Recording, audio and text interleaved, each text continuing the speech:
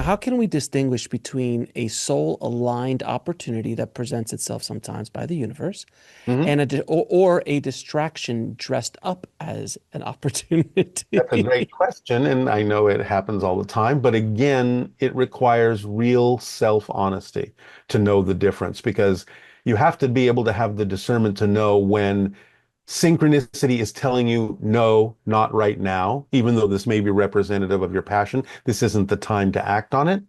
And the difference between that and procrastination because you're actually afraid of moving forward. So again, this requires real transparency within yourself. And all you really have to do to figure that out is ask the question, why? Why am I hesitating to do this? Why am I acting on this instead of that? What is my passion? Is this really my passion, or is this keeping me from my passion because I'm afraid to act on my passion? So it's really about asking the right questions in kind of a self-examining meditation to find out what the truth is and being willing to hear the truth within you. Because when people are really willing to hear the truth within themselves and they ask the right questions, they'll get the right answers. They'll be honest and they'll say, yeah, I'm dragging my feet here. Why am I dragging my feet? What am I afraid of? Because something that you're really passionate about, you would never stop. You would never drag your feet. You would never avoid it. You would do everything you could to act on it, to have it manifest. So it's really about taking stock, taking a pause, taking a moment and going, okay, what I'm doing here, is this really what my passion is about? Or am I procrastinating? Am I taking a longer route than I need to? What am I processing within myself? If I changed my belief about something, would I go faster? Would I choose something different? This is kind of a subset of what Bashar has called the threshold of believability test. And the way he sort of described this is, okay, let's say there's something you're passionate about, and I will ask a question of myself. Do I really believe that I can manifest this? And you pick a time frame that is well outside what you believe is possible. So it's like, can I manifest this in 20 years? Sure, of course, that would be easy. Can I manifest it in 15 years? Yes, absolutely. That's more than enough time to do that. Can I manifest it in 10 years? The second you hesitate to answer yes immediately, there is a belief system there that says it can't happen sooner. Now, that could be for positive or negative reasons, but you can look for the belief. What would I have to believe is true that this won't happen for 10 years or more, or whatever? When you find out what that belief is and you say, well, because I thought I had to do it this way, or somebody told me that this was impossible, or, I don't have enough money to do this, XYZ, or whatever. Once you eliminate that belief, you take the test again. Do I believe that this can manifest within 20 years? Yes. 15 years, no problem. 10 years, absolutely. With my new belief system, I absolutely know for a fact that it would be easy to manifest this in 10 years. How about 5 years? Yes, no problem. 3 years? Maybe. Again, as soon as you hesitate, that's how long it will take with your present belief system. Find out if there's another belief you can let go of that you may be procrastinating, you may be dragging your feet. Find out what that belief is.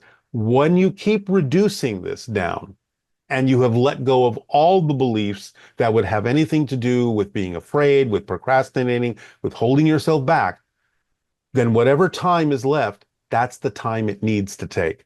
That's the time that gives you the chance to process and appreciate and achieve what you need to achieve by going through a process that will actually allow you to truly understand and truly appreciate how this manifested. And that will be the lesson you needed to learn in this life path.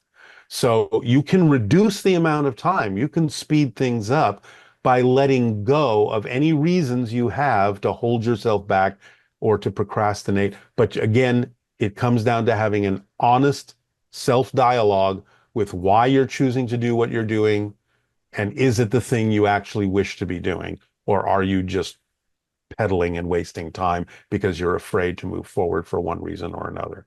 Has Bashar spoken about how to really surgically go into your belief systems, your programming, and pull those out, because a lot of times, you know as well as I do, that our subconscious is running the show.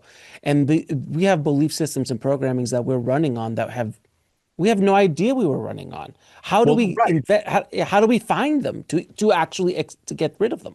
Well, that's what's so beautiful about the formula, because it's an instruction manual that within it contains what will bring those beliefs to your attention.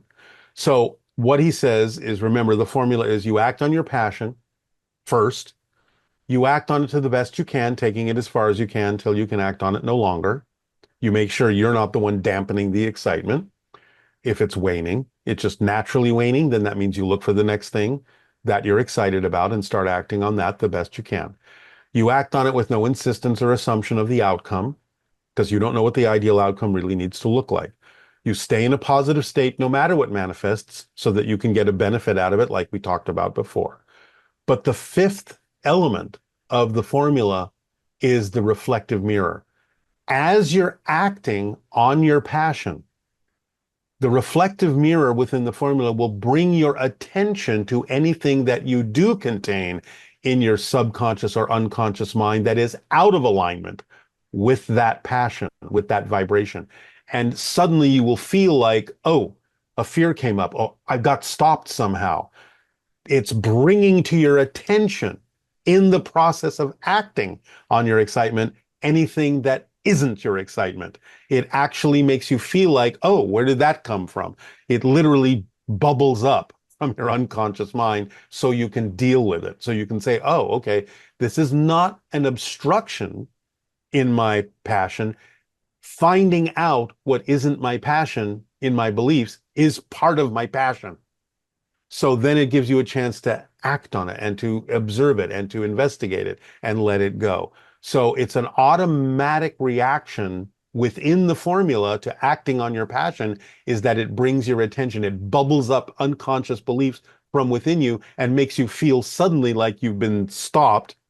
But it's an opportunity to go, okay, time to pause, deal with this feeling. Where did that come from? Because again, remember, all feelings generate from what you believe to be true. There's no such thing as an emotion that exists in a vacuum. It's always about something that you believe to be true about yourself in the present situation. So it gives you an opportunity to have that bubble up, to stop, deal with it, let it go, and then you're adding that energy to the momentum of your passion and you'll accelerate forward. So it's a self-contained, self-guiding formula that he gives everyone. It automatically brings those things to your attention. Again, if you're willing to hear it, it will come up. To watch the full video, click on the link below, and don't forget to subscribe.